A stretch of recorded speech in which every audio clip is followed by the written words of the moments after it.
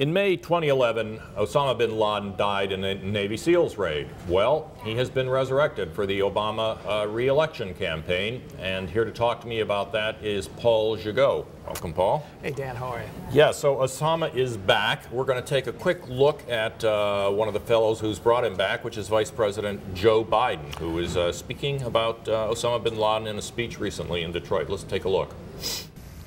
If you're looking for a bumper sticker to sum up how President Obama has handled what we inherited, it's pretty simple. Osama bin Laden is dead, and General Motors is alive.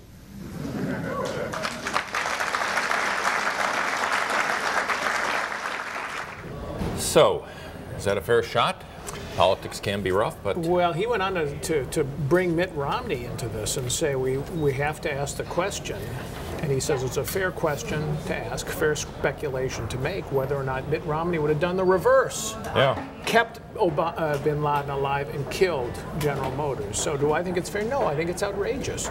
I also think that it's puzzling. I mean, I think that if you're a president who has as achievement the Osama bin Laden death on your resume, okay, it's a year later, yeah, do a victory lap. Talk about how you did it. Put it in the context of your overall record as commander-in-chief and take credit for it. That's one thing. People expect that. They don't expect you to wave the bloody shirt and say, well, you weren't, Romney probably wouldn't have done the same if he had the same intelligence and the same briefings.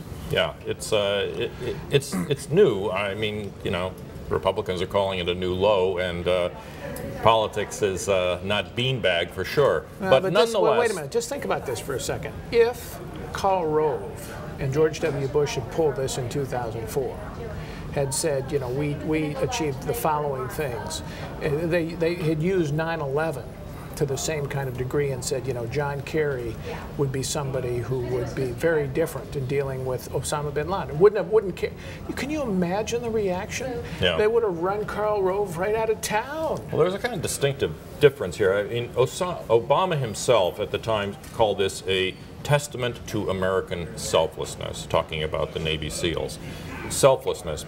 But this is almost the opposite of selflessness. This is self-promotion. And while in the area of domestic politics, it can get pretty rough and tumble.